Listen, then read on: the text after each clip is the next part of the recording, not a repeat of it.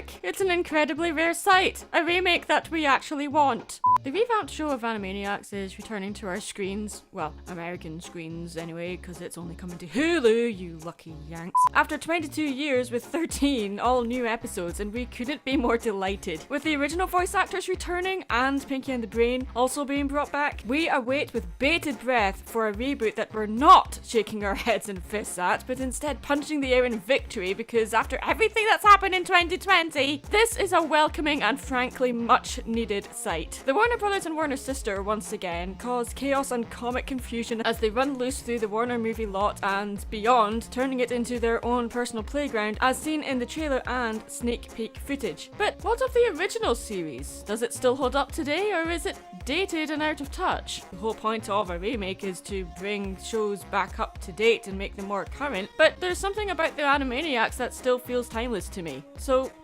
does it still hold up? The comedy that the trio performed can be described as an updated version of the Marx Brothers and maybe early Bugs Bunny cartoons. Each segment would usually involve them at odds with an authoritative figure antagonist, defeating any attempts at control with a non-stop barrage of slapstick comedy and wit. Though they are generally good-natured, sometimes affectionate, we can see why they would come off as annoying, but they remain blissfully unaware of this. However, anyone who yells at them or tries to hurt them or generally acts like a jerk will be labelled their special friend, and this episode is essentially no different really. One of the things that makes this show feel timeless is the music. Having a live orchestra score for an animated show may be common today, but back then this was unheard of, or at least incredibly rare and difficult to pull off. The other thing that adds to the timeless factor is that this show has a sketch comedy vibe, you know, Monty Python-esque variety show kind of feel, which isn't common in children's programming, especially in animated children's programming. Looney Tunes' irreverent style, humor and slapstick animation style was also a key factor here.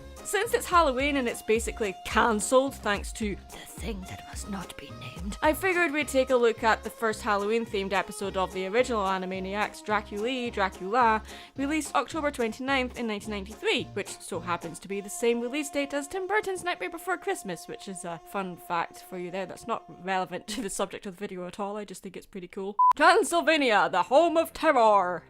It's a good name for a vulture. In the beginning, the Warners burrow to Transylvania while Yakko looks at a map and says, I know we're not rabbits, but it's a Warner Brothers tradition. This is a reference to the way Bugs Bunny travelled. He would always end up in somewhere other than his destination just because he took a wrong turn at Albuquerque. It's a nice if obvious touch. As always, this episode segment is stuffed full of parodies and references that would go over kids' heads. The title itself is a parody of the Italian song Funiculi Funicula.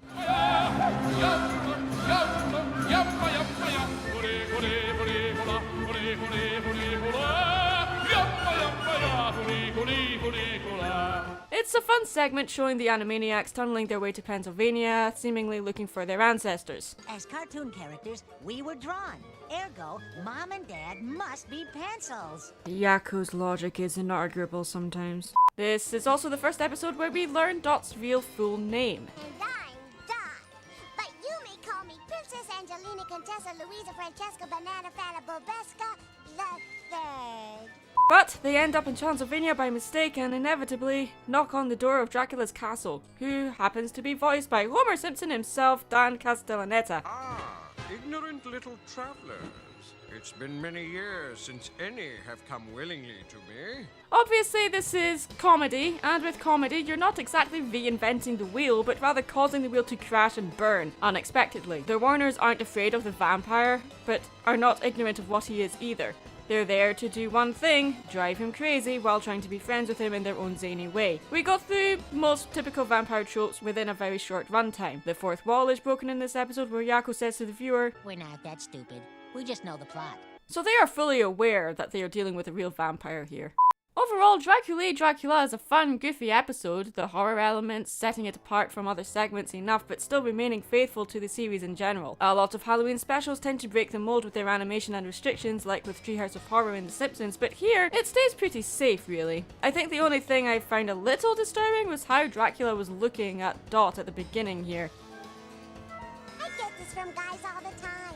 It's innocently fun and definitely holds up today, I think. Okay, some of the references made do date it a little, like the reference to an American weather reporter from the 90s, and a few other 90s icons that aren't relevant anymore, but it doesn't hurt it too much. The animation is pretty fluid and solid, and I love when Dracula's head explodes at the end, also blowing up the castle after being driven insane by the Animaniacs. They escape unharmed and continue on their travel to Pennsylvania, but end up somehow in Tasmania, and we get a cameo from the Tasmanian Devil himself at the end, which is a lot of fun. The original show, I think, still holds up today, and I look forward to seeing the reboot in November, if I can get access to it in the UK, that is. I'm Mad Munchkin, stay creative.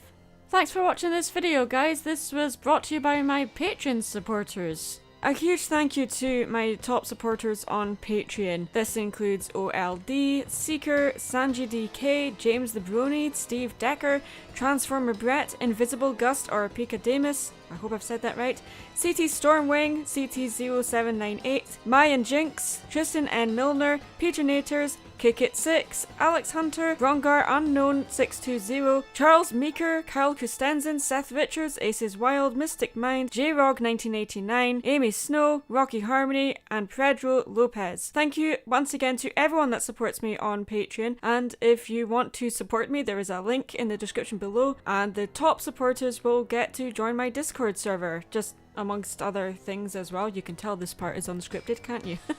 Also, just before you go, I am also open for commission orders. To find out more about how you can order an art commission by me, check in the description below. Well, anyway guys, thanks for watching the video. I'm Mad Munchkin, stay creative.